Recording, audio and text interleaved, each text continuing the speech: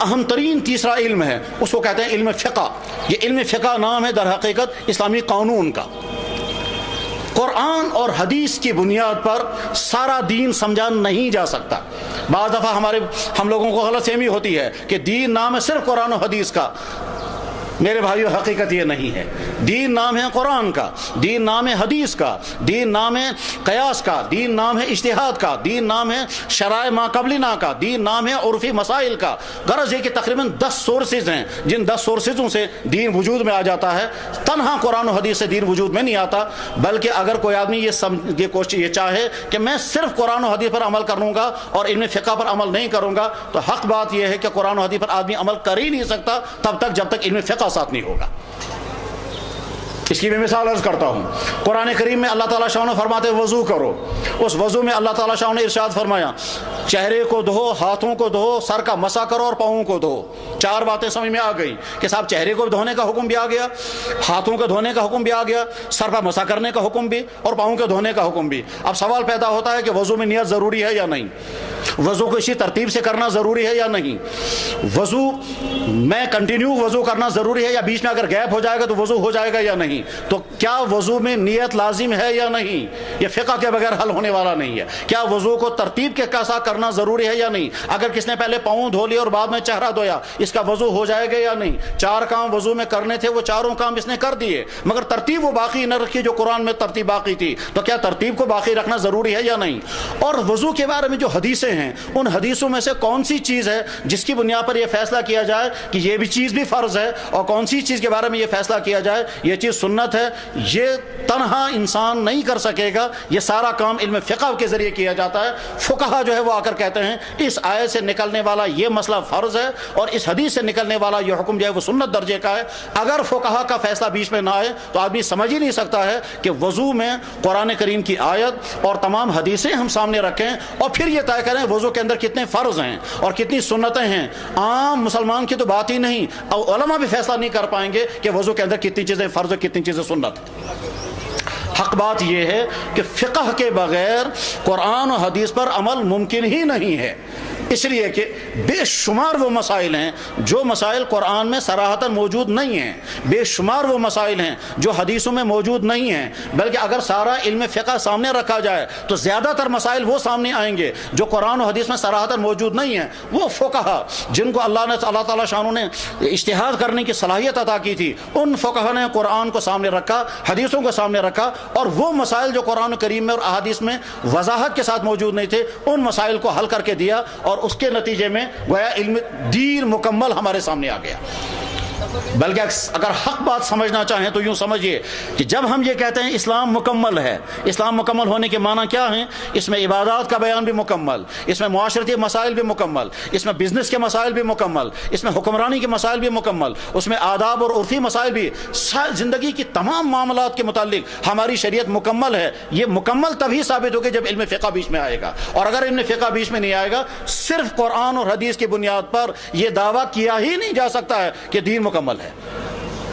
اس لیے کہ قرآن کریم کی بہت مختصر آیتیں ہیں جو اسلامی قانون بیان کرتی ہیں۔ قرآن کی زیادہ تر آیتیں ہیں اللہ کی ذات کا تعارف، کائنات کی تخلیق، جنت و جہنم کا بیان، انبیاء علیہ السلام کے واقعات، پچھلی قوموں کے حالات۔ یہ زیادہ تر قرآن کا حصہ یہ ہے۔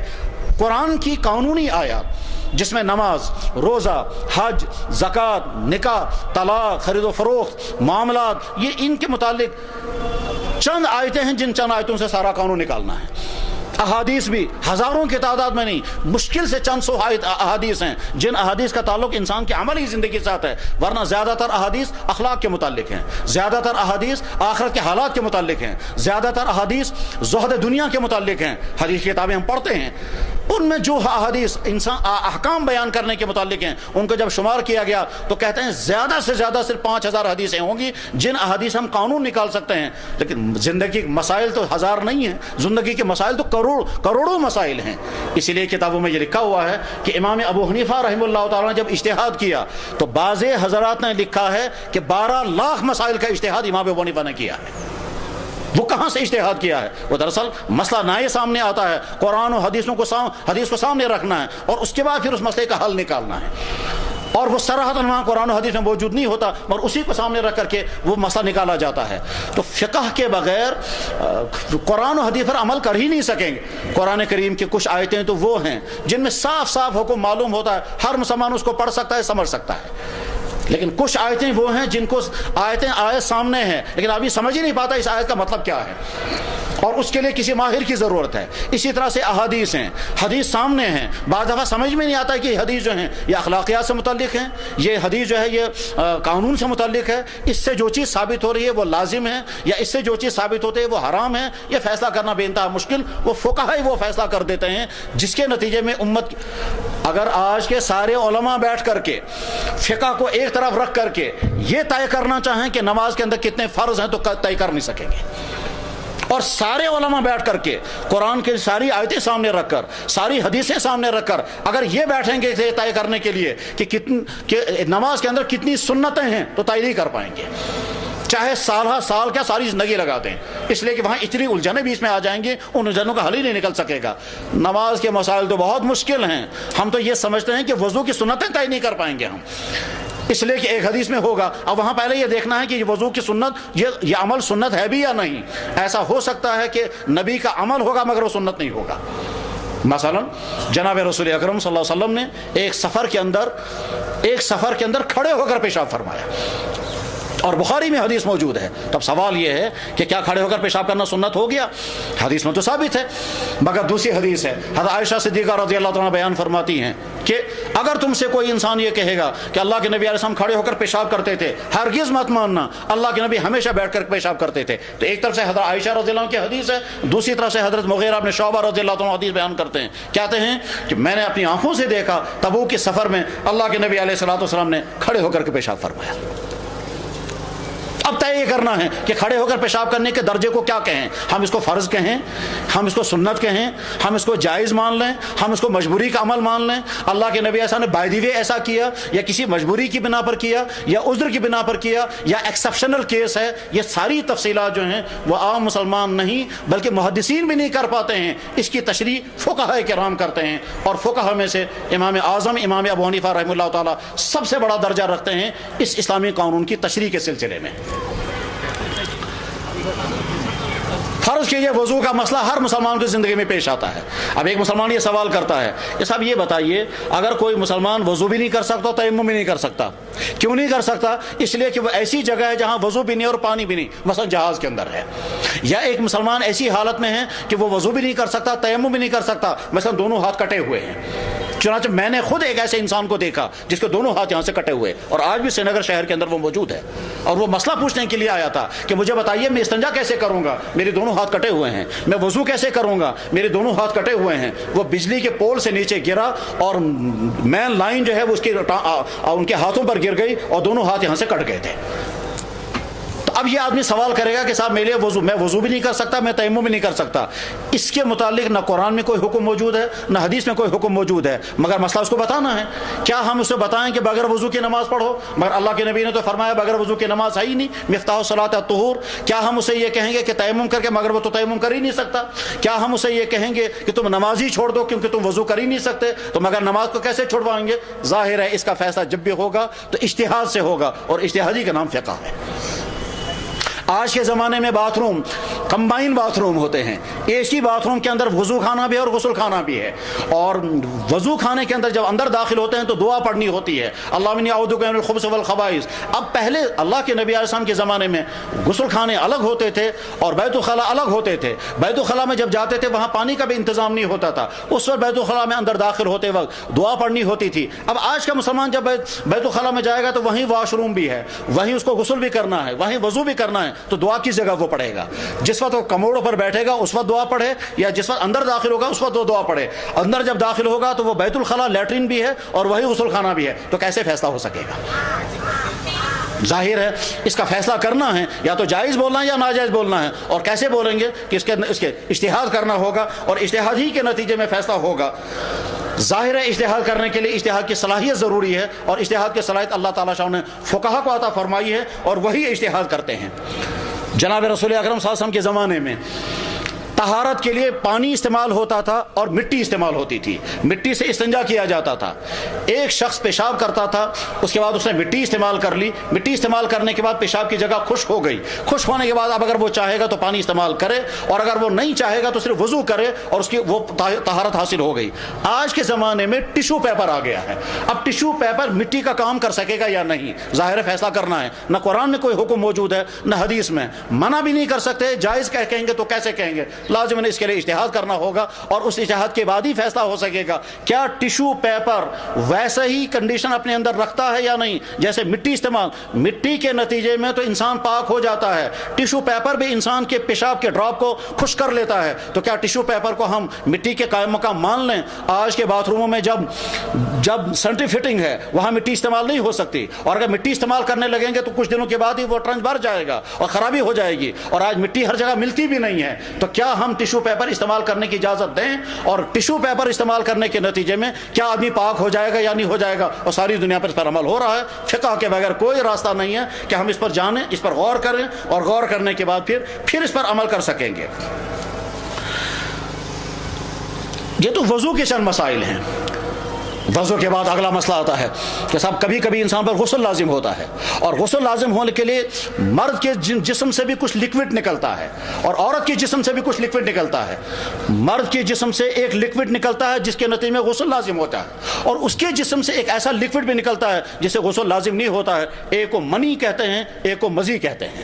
مزی کے نکلنے سے غسل لازم نہیں ہوتا، منی کے نکلنے سے وضو لازم ہو جاتا ہے۔ ان دونوں کی ڈیفینیشن کیا ہوگی؟ قرآن کریم میں بھی کہیں نہیں ہے، حدیث میں بھی کہیں نہیں ہے۔ ایک مسلمان نوجوان کنفیوز ہو جاتا ہے، اس کو سمجھ میں نہیں آتا ہے کہ صاحب مجھے جو لکوڈ میری باڈی سے باہر نکلا ہے یہ منی ہے یا مزی ہے۔ اب حدیث میں جا کر ڈھونڈے گا، وہاں اس کی تشریح کہیں موجود نہیں۔ تو فقہ کے بغیر کوئی راستہ ہی نہیں ہے کہ آپ کو پہلے فقہ کی ڈیفینیشن لینی پڑے گی، اور اس سے پتا چلے گا کہ یہ جو لیکن وہ ڈیفینیشن جب اس پر فٹ کریں گے اس کے بعد پتا چلے گا کہ نکلنے والی چیز منی ہے تو آپ کو غسل لازم ہو گیا، اور نکلنے والی چیز اگر مزی ہے تو غسل لازم نہیں ہوا۔ ڈیفینیشن حدیث میں کہیں نہیں ہے، ڈیفینیشن جو ہے وہ فقہاء نے طے کی ہے، علم فقہ کے ذریعے سے پتا چلتا ہے کہ نکلنے والی چیز مزی ہے، آپ کو غسل لازم نہیں ہوا ہے، آپ کو صرف وضو کرنا ہوگا۔ مزی کا حکم قرآن حدیث میں موجود ہے۔ حضرت علی رضی اللہ تعالیٰ نے جناب رسول اکرم صلی اللہ علیہ وسلم کی خدمت میں سوال پہنچوایا، کیونکہ وہ خود نہیں پوچھ پاتے تھے۔ وجہ یہ ہے کہ حضرت علی رضی اللہ عنہ حضور کے داماد تھے، اب جب داماد تھے تو کیسے پوچھ پائیں گے کہ حضرت مجھے بار بار مزی نکلتی رہتی ہے، مجھے فرمائیں مجھے غسل کرنا ہے یا نہیں۔ اسے دوسروں سے کہا کہ آپ میری طرف سے سوال کریں، اور خود وہاں موجود رہے۔ تو دوسرے صحابی حضرت عثمان غنی یا حضرت زبیر بن عوام یا ایک تیسرے صحابی مقداد بن اسود، انہوں نے پوچھا یا رسول اللہ صلی اللہ علیہ وسلم مزی کے بارے میں کیا حکم ہے؟ تو اللہ کے نبی علیہ السلام نے فرمایا مزی کے نکلنے سے صرف وضو لازم ہوتا ہے۔ مگر فرق کیسے سمجھ میں آ جائے گا؟ عام نوجوان تو فرق نہیں کر سکے گا، عام نوجوان کی تو بات ہی نہیں، عالم بھی فرق نہیں کر سکے گا تب تک جب تک ڈیفینیشن نہ آ جائے، اور ڈیفینیشن کے بعد پتہ چلے گا کہ منی اور مزی میں فرق، اور ڈیفینیشن کرتا ہے علم فقہ۔ اس کے بغیر کوئی چارہ کار نہیں ہے کہ فقہ مانے بغیر ہم جب فیصلہ کرنا چاہیں تو غلطیوں میں پڑ جائیں گے اور ایسی مصیبتوں میں پھنس جائیں گے جس کا کوئی حل ہی نہیں نکل سکے گا۔ ایک مسلمان کو نماز فرض ہو گئی، اب سوال یہ ہے کہ نماز میں کتنی چیزیں فرض ہیں، کتنی چیزیں واجب ہیں، کتنی چیزیں سنتیں ہیں۔ عام مسلمان تو کجا بڑے بڑے اصحاب علم بھی فیصلہ نہیں کر پائیں گے کہ نماز میں کتنے فرض ہیں، کتنے واجب ہیں، کتنی سنتیں ہیں۔ چنانچہ ایک دفعہ ایک عالم سے میری ملاقات ہوئی تو انہوں نے کہا صاحب ہم فقہ نہیں مانتے۔ میں نے کہا بہت اچھا، فقہ نہیں مانتے، اب آپ مجھے سمجھا دیجئے آپ کے ہاں نماز کے اندر کتنے فرض ہیں۔ تو میں سوچا وہ ابھی وہ طے نہیں ہوا۔ میں نے کہا نماز کے اندر کتنی سنتیں ہیں؟ کہنے لگے وہ بھی ابھی طے نہیں ہوا۔ میں نے کہا نماز کے اندر کتنی واجبات ہیں؟ کہا وہ بھی ابھی طے نہیں ہوا۔ میں نے کہا نماز کے اندر مکروہات کتنے ہیں؟ کہنے لگا وہ بھی ابھی طے نہیں ہوا۔ میں نے کہا نماز کے اندر مفسدات کتنے ہیں؟ کہنے لگا وہ کیا ہوتا ہے؟ فقہائے کرام کا احسان ہے امت کیا کہ انہوں نے تمام چیزیں واضح کر دی ہیں۔ پہلے فرض کی ڈیفینیشن طے کر دی، بتایا کہ فرض کہتے کس کو ہیں، پھر واجب کو الگ کر کے بتایا، پھر سنت کو الگ کر کے بتایا، پھر بتایا نماز کے اندر اتنی چیزیں فرض ہیں، ان میں سے کوئی چیز چھوٹ جائے گی تو نماز دوبارہ پڑھنی ہے، اتنی چیزیں واجب ہیں، ان میں سے کوئی چیز چھوٹ جائے گی تو سجدہ سہو لازم ہوگا، اتنی چیزیں سنت ہیں، ان میں سے کوئی چیز چھوٹ جائے گی تو نماز پھر بھی مکمل ہے۔ غرض یہ کہ یہ جو کلاسیفیکیشن ہے، یہ جو شریعت کے احکام میں درجہ بندی ہے، یہ علم فقہ کے ذریعے سے ہے۔ حدیثوں میں تو محدثین ساری حدیثیں جمع کر دیں گے، بخاری میں وضو کی ساری حدیثیں جمع، ترمذی میں ساری حدیثیں جمع، لیکن کسی حدیث میں لکھا ہوا نہیں آئے گا اس حدیث سے نکلنے والا حکم فرض ہے، اس حدیث سے نکلنے والا حکم واجب ہے۔ یہ تو بعد میں فقہاء کرام فیصلہ کرتے ہیں، علم فقہ کے ذریعے سے فیصلہ ہو پاتا ہے، ورنہ اس کے بغیر انسانوں کے کوئی راستہ نہیں ہے سمجھنے کا۔ اسلام نے ہر مسلمان پر روزہ لازم کر دیا. روزہ تو آسان چیز ہے، صبح کو سحری کھانی ہے، شام کو افطار کرنا ہے. اس کے لیے قرآن کی آیتیں بھی موجود ہیں، حدیثیں بھی موجود ہیں. اس میں ہمیں کسی امام کو ماننے کی ضرورت نہیں ہے. لیکن روزوں کے متعلق جو نئے مسائل پیدا ہو جاتے ہیں، ان نئے مسائل کے سلسلے میں فیصلہ کرنا ہے کہ صاحب ان نئے مثلا جناب رسول اکرم صلی اللہ علیہ وسلم کی کہیں حدیث نہیں ہے کہ کان میں دوائی ڈالنے سے روزہ ٹوٹے گا یا نہیں، ناک میں دوائی ڈالنے سے روزہ ٹوٹے گا یا نہیں. اب علم فقہ سے فیصلہ کرنا ہوگا، کان میں دوائی ڈالیں گے تو روزہ ٹوٹے گا یا نہیں، یہ فقہ فیصلہ کرتے ہیں. قرآن و حدیث میں کہیں نہیں لکھا ہے. اور آج کے زمانے میں انجیکشن لگایا جاتا ہے، آج کے زمانے میں فلوڈ پہنچایا جاتا ہے، گلوکوز چڑھایا جاتا ہے. ایک انسان کہتا ہے کہ صاحب میں کھانا بھی نہیں کھاؤں گا، پانی بھی نہیں پیوں گا، اور یہاں سے گلوکوز چڑھاؤں گا، جتنے نہ کھانے اور نہ پینے کی وجہ سے میرے باڈی کے اندر جتنی کمزوری آ گئی وہ ساری میں یہاں سے داخل کروں گا، اور یہ داخل کرنے کے بعد پھر بتائیے میرا روزہ ٹوٹ گیا یا نہیں. اب اگر ہم کہیں گے روزہ ٹوٹ گیا تو قرآن و حدیث میں کہیں نہیں لکھا ہوا ہے انجیکشن کرنے سے روزہ ٹوٹ جائے گا. اور اگر ہم کہیں گے نہیں آپ کا روزہ پھر بھی سلامت ہے، یہ بھی کہیں قرآن و حدیث میں لکھا ہوا نہیں ہے. تو ظاہر فقہ ہی کے ذریعے سے فیصلہ ہوگا. چنانچہ فقہ بیٹھ کر غور کرتے ہیں کہ انجیکشن لگانے سے روزہ ٹوٹے گا یا نہیں، گلوکوز چڑھانے سے روزہ ٹوٹے گا یا نہیں. یہ تمام فقہ کے بغیر حل ہونے والا نہیں ہے. اور ادھر سے امت کے سامنے مسئلہ زکوٰۃ ہر مسلمان پر لازم ہے. زکوٰۃ کے ہزاروں مسائل ہیں، جن ہزاروں مسائل کے متعلق قرآن و حدیث میں کوئی حکم نہیں ہے، اور ان ہزاروں مسائل کو حل کرنا ہے. مثلا آج کل کمپنیوں کا بزنس ہوا کرتا ہے، کمپنی مل کر کے کاروبار کرتی ہے. اب کمپنی کی زکوٰۃ کیسے نکالی جائے گی؟ حدیث میں کہیں نہیں لکھا ہے کہ زکوٰۃ کیسے نکالی جائے گی. اسی طرح سے ٹھیکیداری ہوتی ہے، ٹھیکیدار نے پل بنا دیا، ابھی وہاں سے بل نکلا ہی نہیں ہے. اب سوال یہ ہے کہ وہ جو اس نے پیسہ انویسٹ کیا ہے ابھی وہاں بل نکلا ہی نہیں، وہ جو بل گورنمنٹ کے پاس ہے اس بل وہ جو کئی لاکھ روپے ہے اس کی زکوٰۃ اس پر لازم ہو گئی یا نہیں. اگر زکوٰۃ لازم کرتے ہیں تو پیسہ اس کے پاس آیا ہی نہیں، اور اگر زکوٰۃ لازم نہیں کرتے ہیں مگر یہ تو پیسے کا حقدار بن چکا ہے تو زکوٰۃ لازم ہوگی یا نہیں ہوگی؟ کہیں حدیثوں میں نہیں ہے. فقہ کے بغیر مسئلہ حل ہونے والا نہیں، چاہے زکوٰۃ لازم کریں چاہے زکوٰۃ لازم نہ کریں. اسی طرح سے حج کے مسائل، سینکڑوں حج کے مسائل جن کا کوئی حل نہیں ہے، نہ قرآن میں کہیں. ایک عورت حج کرنے کے لیے گئی، جس وقت اس کو طواف کرنے کا وقت آ گیا تو اس کو مینسز ہو گئے، اور مینسز کی حالت میں طواف کر نہیں سکتی. اب یہ کہتی ہے کہ جتنے دنوں میں انتظار کروں گی مینسی سے پاک ہونے کا تب تک میری واپسی کا وقت آ جائے گا، اور فلاں ڈیٹ مجھے واپس نکلنا ہے، ٹکٹ چینج بھی نہیں ہو سکتا ہے. اب اگر میں طواف زیارت کیے بغیر واپس چلی جاؤں گی میرا حج بھی مکمل نہیں ہوگا، میں اپنے شوہر کے لیے پاک بھی نہیں ہو سکوں گی، اور اسی حال میں طواف کر نہیں سکتی. تو مجھے بتائیے مجھے حل کیا ہے؟ اگر رکے گی وہاں تو ٹکٹ ضائع ہو جائے گا، اور اگر واپس آتی ہے تو حج مکمل نہیں ہوگا. فقہ کے بغیر کوئی راستہ نہیں ہے، کیونکہ قرآن میں بھی اس کے بارے میں کوئی حکم نہیں ہے، حدیث میں بھی اس بارے میں کوئی حکم نہیں ہے. تو ظاہر فقہ کے ذریعے سے پہلے زمانے میں زمین سے سفر کرتے تھے، اور زمین سے سفر کرتے کرتے آگے کہیں میقات آتا تھا، اور میقات سے آگے احرام مان کر گزرتے تھے. آج فضائی راستوں سے جاتے ہیں تو فضائی راستے سے میقات کہاں پر مان لیں گے؟ اللہ کے نبی نے فضا کے بارے میں کوئی حکم نہیں فرمایا کہ تم جہاز سے اڑ کر کے آؤ گے تمہارا میقات کہاں پر ہوگا. تو فقہا کو فیصلہ کرنا ہوگا. علم فقہ کے ذریعے سے سمجھ میں آتا ہے کہ صاحب اب جب ہوائی جہازوں سے لوگ سفر کرنے حج کے لیے جا رہے ہیں تو وہ کیسے احرام باندھیں گے اور کہاں سے احرام باندھیں گے، اور ان کا میقات کہاں سے شروع ہو جائے گا. یہ تو عبادات ہیں. اس کے بعد جب زندگی کے معاملات شروع ہو جاتے ہیں، نکاح کے ہزاروں مسائل ہیں جن کے بارے میں قرآن و حدیث میں کوئی صراحت موجود نہیں ہے. آج کے زمانے میں سوال پیدا ہوتا ہے انٹرنیٹ کے ذریعے نکاح ہو جائے گا یا نہیں، ای میل کے ذریعے سے نکاح ہو جائے گا یا نہیں. کشمیریوں کا ایک سوال ہے، نکاح رشتہ مانگنے کے لیے جاتے ہیں تب انہیں حلم دارت، ٹھیک انہوں نے پیشکش کی کیا ہم حلم دارت، وہ جواب میں کہتے ہیں تو ہند کھوتا عشا. اب سوال یہ ہے کہ انہوں نے کیا مانگا، کہتا رشتہ، مگر رشتے کا تو لفظ ہی نہیں آیا اس میں. انہوں نے کیا کہا کہ اللہ رشتہ قبول ہے، مگر انہوں نے تو یہ لفظ بولا ہی نہیں. کیا ہم اس کو رشتہ کے مان لیں، کیا ہم یہ تسلیم کر لیں؟ انہوں نے رشتہ مانگا اور انہوں نے وہاں سے آفر انہوں نے وہاں ایکسیپٹ کر لیا. کشمیری عرف میں تو یہی کہا جاتا ہے مگر الفاظ میں کہیں نہیں لے. حلم در تمن چراسن حلم ہی نہ، آج تو حلم ہوتا بھی نہیں لوگوں کے بعد. آج تو سکن ٹائٹو میں حلم کہاں ڈھونڈیں گے اب آپ؟ تو کیسے فیصلہ ہو سکے گا؟